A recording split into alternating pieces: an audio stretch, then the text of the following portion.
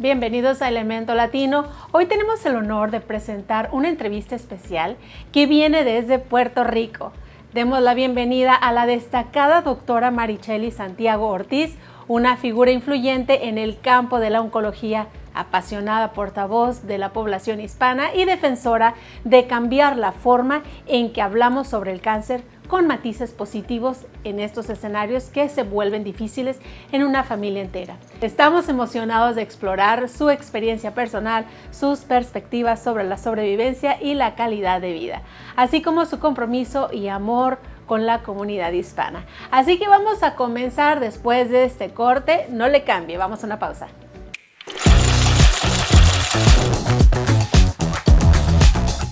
Ya estamos de regreso y le damos la bienvenida a la doctora Marichely. ¿Cómo estás, doctora? Muy bien, gracias a Dios. Muy contenta de estar aquí en este foro Elemento Latino. Emocionados de tenerte aquí y hablar de este tema tan importante como es el cáncer. Pero antes de adentrarnos a ese tema, nos gustaría conocer un poquito de ti, conocer quién es la doctora Marichely, cómo comenzó tu trayectoria, qué te apasiona, por qué decidiste entrar en el ámbito de la investigación y la comunicación en la salud, entre muchas otras cosas.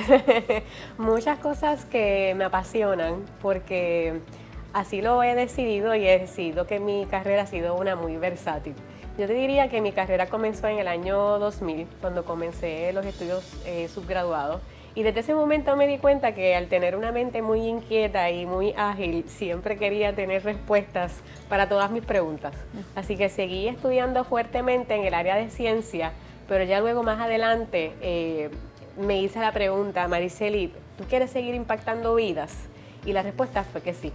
Así que teniéndose en cuenta, mucha gente me decía, pero eso es una pregunta fuerte de contestar y conlleva mucho compromiso. Pero mi respuesta era que sí, yo sí quería impactar la vida de los pacientes. Así que por eso decido estudiar el área de investigación, específicamente en el área de oncología, porque sabía que a través de la investigación era un buen foro de yo poder hacer enlaces con las comunidades y poder entender el lenguaje de los pacientes. Porque si no podemos hacer enlaces con las comunidades, ¿cómo los investigadores entonces vamos a poder llevar nuestros nuevos tratamientos, descubrimientos o nuevas soluciones para que ellos puedan mejorar su calidad de vida?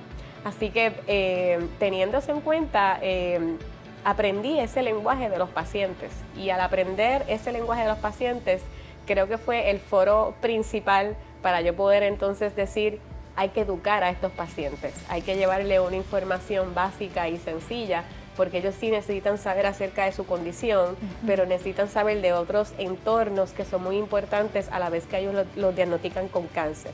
Así que empecé con un blog pequeñito que se llamaba Atrévete y Vive, que escribía una vez a la semana, 3 párrafos, algo sumamente corto, y ahí seguí expandiéndome a los medios principales del país, en televisión, en radio, en prensa.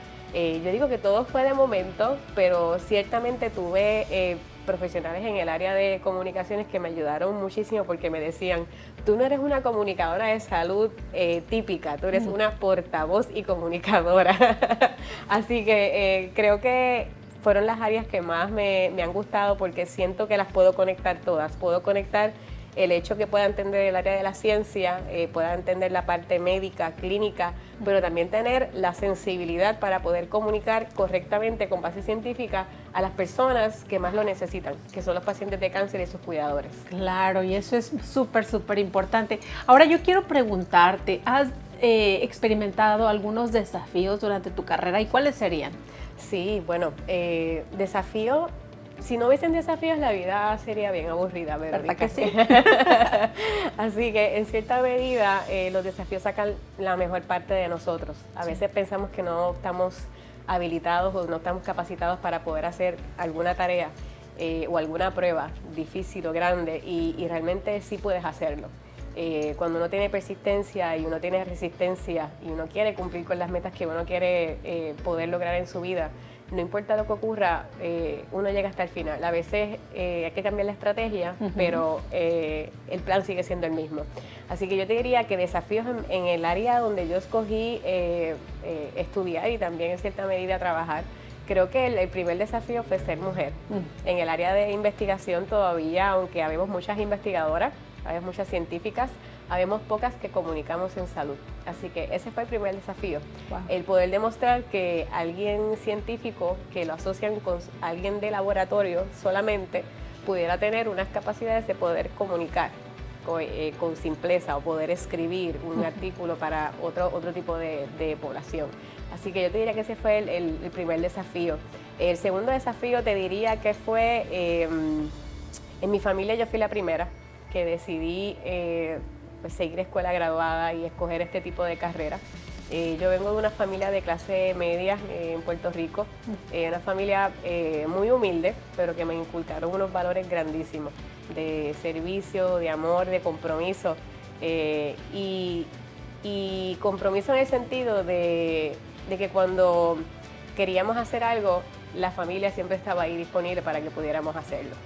Así que el tener esas herramientas alrededor mío, como mi familia, ¿verdad? Y amistades cercanas, para mí fueron muy importantes para poder sobrellevar esos desafíos. Y tercero, pues algunas enfermedades o diagnósticos no deseados, pero sabiendo de ciencia, pues uno busca redes de apoyo y mentoría para entonces uno poder seguir mejorando su salud y que eso no afectara lo que yo quería hacer, porque principalmente pues yo pienso que todos tenemos siempre un propósito de vida que va conectado con otros propósitos de otras personas, así que en ese sentido yo estaba muy clara que sí quería impactar vidas y lo hago a través de diferentes sombreros, pero los desafíos siempre estuvieron, y todavía están, sí. Y todavía están. Platícanos, ¿cuáles son algunas de las herramientas que utilizas precisamente para salir adelante o ganarle el paso a los desafíos? Deseas la familia, pero algo más que te ayude a ti para, ok, bueno, esta es una herramienta que me puede ayudar a mí para hacer esto. Sí, la familia es principal, pero a mí me ha ayudado mucho las redes de conexiones con otras personas, siempre tener buenas relaciones con mentores. Yo digo que en la vida tú vas desarrollando esa relación con mentores o con personas de tu área, de tu campo, que pueden darte ese consejo. Pero a medida que tu carrera sigue evolucionando, tus mentores van evolucionando también. Claro. Y esas personas que te van a dar ese consejo va a cambiar, porque yo nunca pensé que cuando yo me graduara de doctora, yo iba a estar, por ejemplo, comunicando en salud. Así que cuando yo empiezo a trabajar en esta área, me acerco a personas muy importantes en el área de Puerto Rico que son expertos en el área de comunicación, y cuando ellos ven qué era lo que yo quería hacer, ahí es que ellos me entrenan y me dicen, estas son las herramientas que tú necesitas. Así que yo creo que los desafíos se trata de tú poder identificar qué es lo que te hace falta para tú poder completar la meta y poder hacer lo que tú quieres hacer. Así que es levantar bandera y poder identificar recursos, mentoría y hacer estas redes de apoyo o el networking ayuda muchísimo, porque a veces una persona no necesariamente te puede ayudar, pero te puede conectar con otra persona que sí te puede ayudar. Exacto. Así que por eso es muy bueno también el ser extrovertido, ayuda mucho también. Sí. No tener miedo también. No tener miedo, no, yo esa palabra para mí no está en mi vocabulario. No existe. No existe. Yo siempre muy positiva, optimista y nunca tomo un no por respuesta. Siempre busco la manera que me puedan decir que sí y poder lograr las cosas. Esas son las mías, me encanta. Oye, bueno, ¿qué te parece si vamos a una pequeña pausa pues para adentrarnos un poco más ahora sí sobre el tema del cáncer y estadísticas y demás? Así es que bueno, no le cambie, por lo pronto síganse conectando, compartan este contenido, denle like y bueno, pues déjenos sus comentarios ahí, con muchísimo gusto los estaremos respondiendo. No le cambie, vamos a una pequeña pausa y regresamos.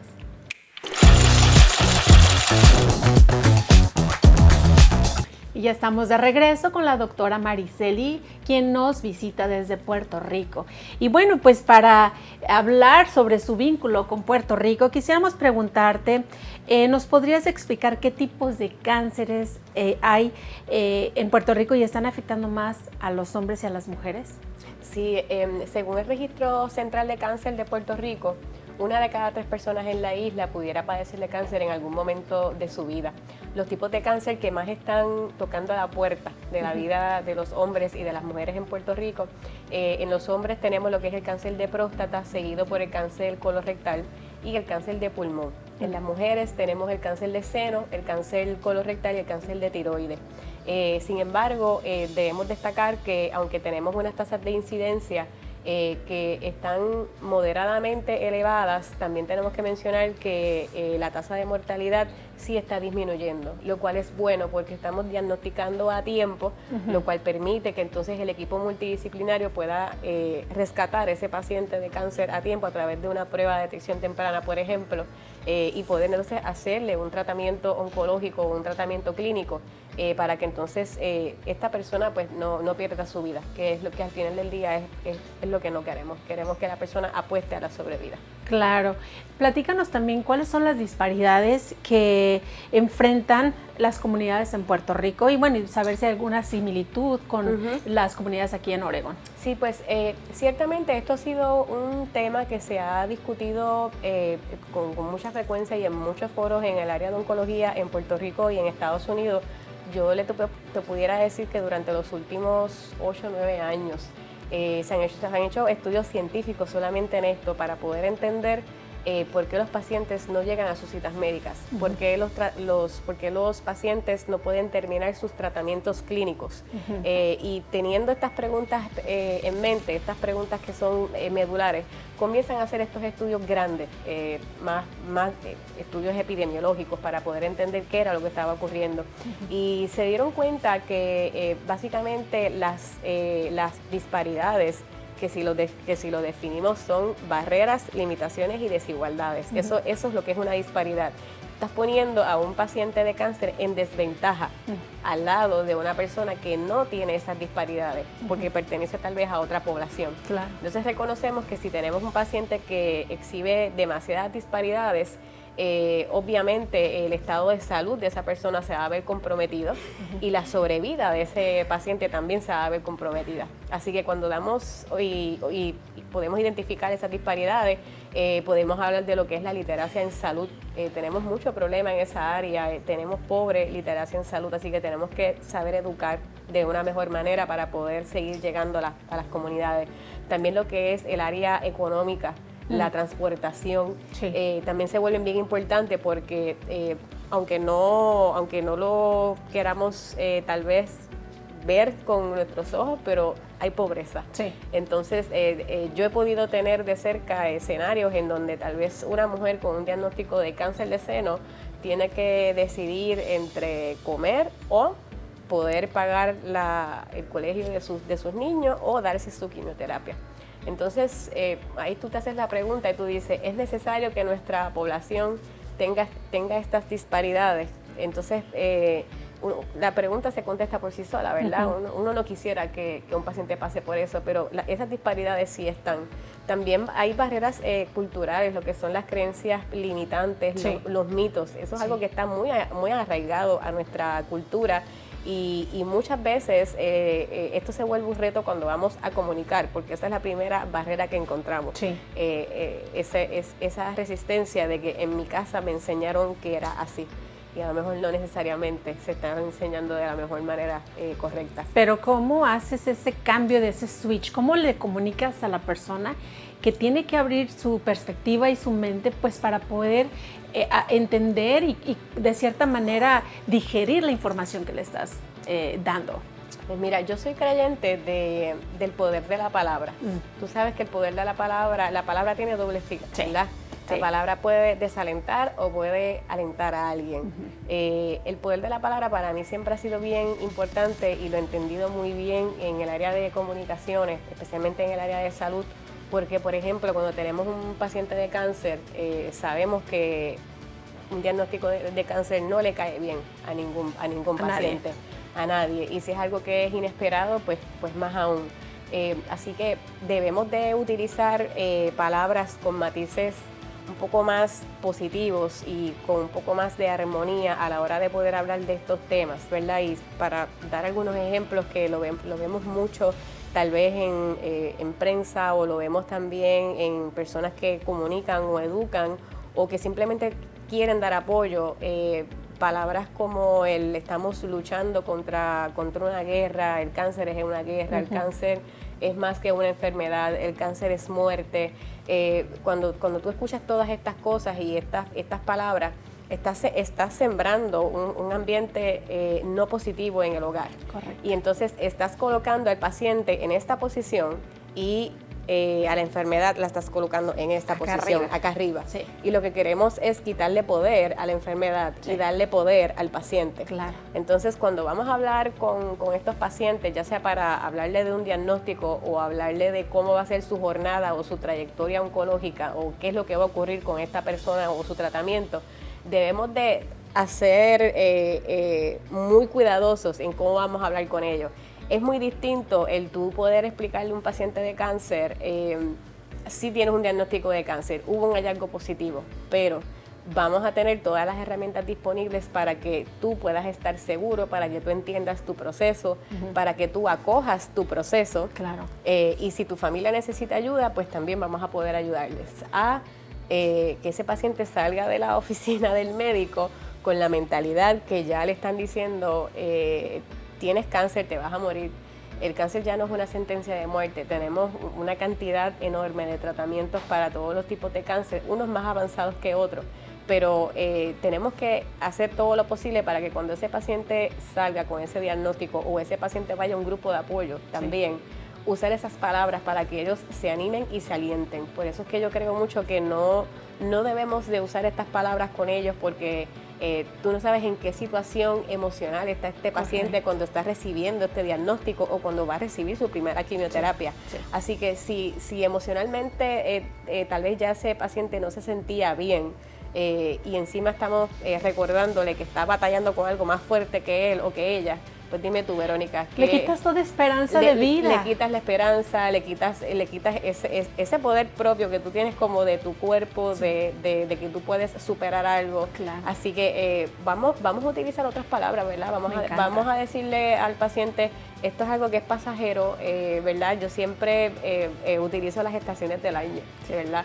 La naturaleza cambia en 4 estaciones. Sí. Yo digo que el paciente de cáncer también pasa por esas fases de transformación. A veces no pedimos estas transformaciones porque no esperamos estos diagnósticos, claro, pero nos hacen mejores personas y nos hacen aprender otras cosas en el trayecto. Y más fuertes, porque yo conozco muchos pacientes que al final de sus tratamientos, cuando terminan, son personas nuevas, son otras personas completamente porque aprendieron otras cosas que tenían que aprender, como ellos me dicen. Claro, por ejemplo, he escuchado mucho de que un día a la vez, llevando un día a la vez, claro, siendo agradecidos por el momento y ahí te cambia la perspectiva de la enfermedad. Oye, qué interesante conversación estamos teniendo, pero ¿qué te parece si vamos a una pequeña pausa? Sí, claro. No le cambio, vamos a una pequeña pausa. Así es que le recomendamos también que nos dé like, comente y comparte este contenido.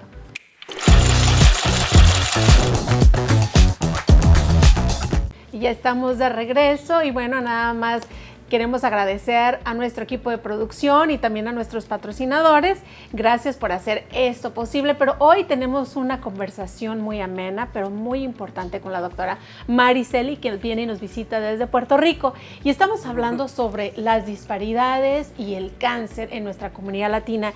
Quisiera preguntarte, sabemos que hay muchos avances científicos en la investigación sobre el cáncer, pero ¿cómo estamos nosotros como latinos en la participación de ensayos clínicos? ¿Qué dice la FDA? Pues mira, excelente pregunta. El año pasado, en abril del 2022, la FDA lanza un decreto en donde explica la gran preocupación que tiene debido a que la población hispana y la población latina apenas están participando de los estudios clínicos. Sabemos que los estudios clínicos son estudios altamente controlados y son estudios que estamos investigando nuevas moléculas de investigación que se pueden utilizar más adelante, que todavía no están en el mercado disponible, pero sí podemos utilizarlas para poder ofrecer estas alternativas a algún paciente de cáncer que las pueda necesitar, por ejemplo, si utilizamos oncología. La FDA hace este decreto con carácter de urgencia porque el porcentaje es sumamente bajo, no pasa de un 3-4% nuestra participación. Y eso preocupa porque si nosotros como población hispana, latina, que estamos en el área de salud, queremos hablar con algún paciente o queremos educarlo o queremos invitarlo a que pueda ingresar a un estudio clínico y ese paciente nos pregunta, ¿y cómo mi población reaccionó ante este nuevo dispositivo médico o ante esta molécula de investigación nueva que ustedes quieren tratar? Pues nos atan las manos porque no tenemos suficiente participación de nuestra población en los estudios clínicos. Así que, aunque los estudios clínicos son por fases muy largas, ¿verdad? Y todas sumamente reguladas, esa participación no la tenemos. Así que al tener una participación muy baja, nosotros también como investigadores no sabemos cómo nuestra población va a reaccionar a nuevos dispositivos médicos o a nuevos tratamientos que todavía no han salido al mercado.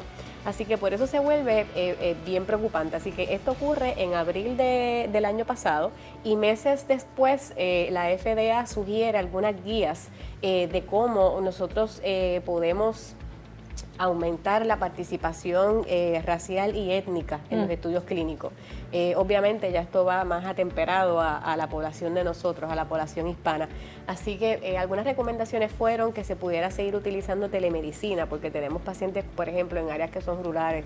También poder utilizar el hecho de poder ir a las comunidades y poder hacer grupos de apoyo, identificar cuáles son esas comunidades y quiénes son esos pacientes, para poder entonces ya ir identificando, ¿verdad?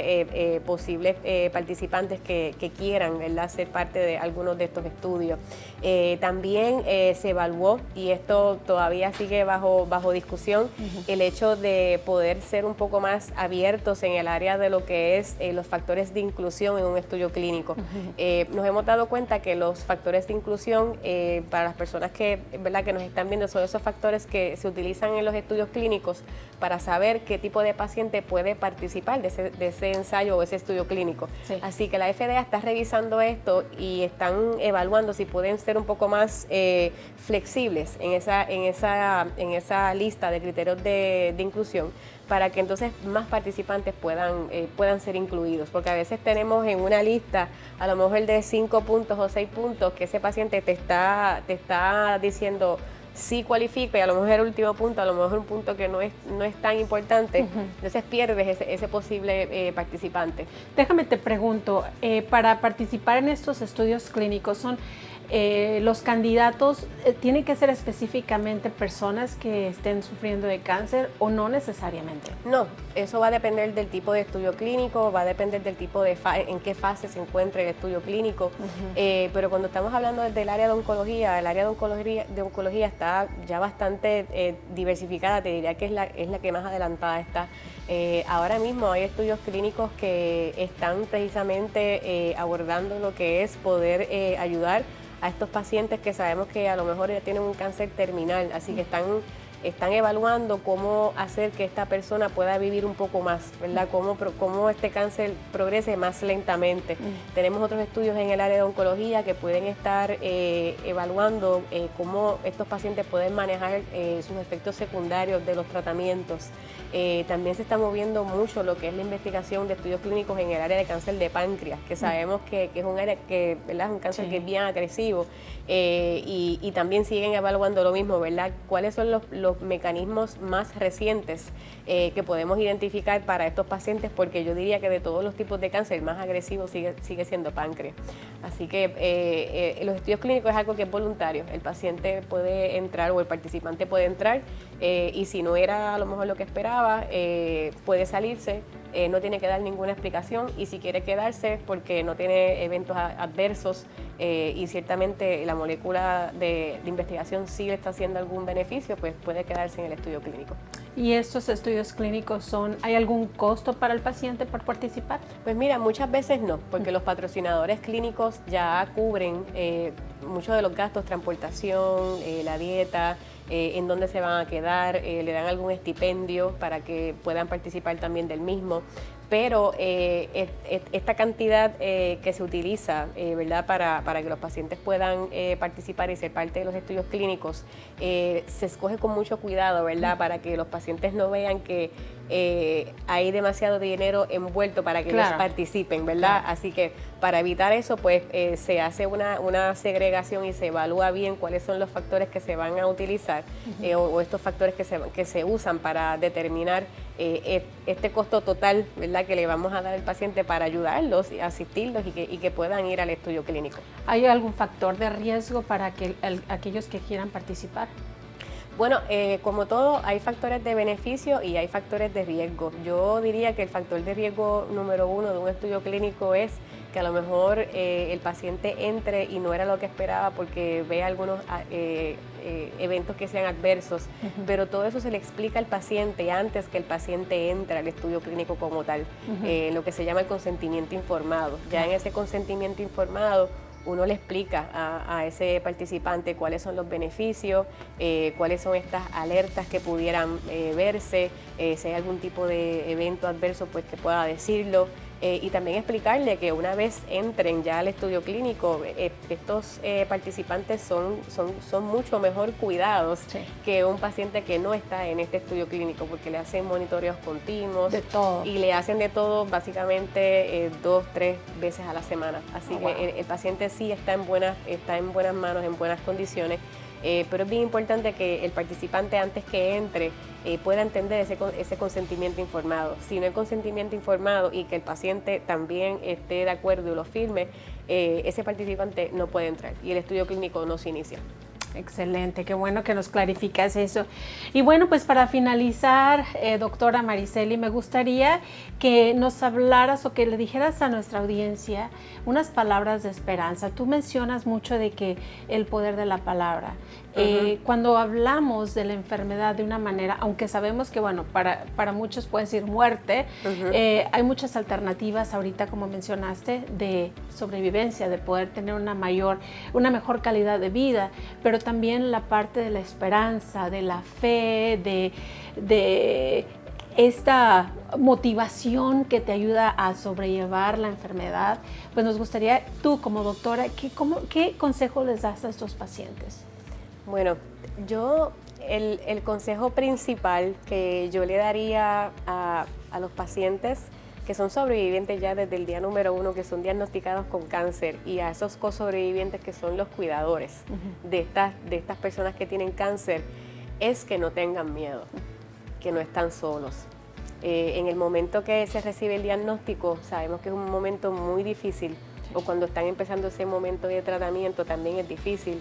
Se vuelve más difícil cuando están en remisión porque muchos temen de que el cáncer vaya a regresar. Así que mi consejo es que no tengan miedo y que si ven algo que no es normal en su cuerpo, que tomen acción de inmediato. Si tú comparas, Verónica, el perfil del sobreviviente del 2023 a hace 10 años atrás, nosotros tenemos pacientes hoy día mucho más educados, mucho más proactivos, y son personas que quieren ver las herramientas en concreto para ver qué tienen que hacer para sentirse bien. Así que son personas que han decidido no negociar su calidad de vida y poder insertarla desde el día 1 de su diagnóstico. Así que ese es el mensaje que yo les quiero dar a los pacientes, que no tengan miedo, busquen herramientas, hay demasiadas herramientas disponibles. Los grupos de apoyo se han vuelto vitales también para los pacientes. Hay grupos de apoyo que están hasta en línea también, por si tienes un paciente que se siente malito por una quimioterapia, puede conectarse en línea. Así que utilicen todas esas herramientas, porque todas esas herramientas se han creado porque nos hemos dado cuenta que les sirven a ellos y que les facilitan a ellos a que ciertamente, ¿verdad?, la sobrevida de ellos sea mayor. Y es lo que queremos, apostamos a la sobrevida. Al final del día apostamos a la sobrevida. Amén. Quisiera también ya pues para finalizar preguntarte si podrías compartir con nuestros jóvenes, aquellos que pues quieren adentrarse en los estudios de oncología o en cualquier otro tipo de carrera que sean desafiantes, ¿qué les dirías? Que lo hagan, que lo hagan, pero que lo hagan con mucha fe y con mucha humildad. Hay que honrar la vida de los pacientes y la vida de las familias. Hay que honrar nuestra bata blanca, porque esa es nuestra bata, pero primero va el paciente y va la familia. Nosotros todos tenemos un nombre, ¿verdad? Verónica, Mariceli. Yo me llamo Mariceli, pero estudié para ser doctora. Y eso es ese es el instrumento que yo tengo para poder ayudar. Sí. Así que hay que mantenernos humildes porque la humildad y el amor con la cual tú hagas las cosas es lo que te va a mantener las puertas abiertas. Y de esa manera también te ganas el respeto de las personas a las cuales te estás atendiendo. Pero sobre todo humildad y mucho amor en hacer las cosas. Te agradecemos muchísimo esta entrevista, gracias por estar aquí con nosotros en Elemento Latino. Y bueno, pues así concluye esta entrevista con la doctora Mariceli. Nos ha inspirado con su enfoque en la esperanza y la calidad de vida en la lucha contra el cáncer. Agradecemos a la doctora Santiago por compartir sus conocimientos y su mensaje de esperanza con nosotros. Queremos también dar las gracias a nuestro equipo de producción por hacer posible este programa y a nuestros patrocinadores por su apoyo constante, por siempre estar con nosotros. Y bueno, se despide de ustedes su amiga Vero Vázquez y esto es Elemento Latino que estás. Y esto es Elemento Latino, tu conexión a tu comunidad que estás por conocer y disfrutar. Y nos vemos la próxima semana. Hasta luego. Gracias, doctora.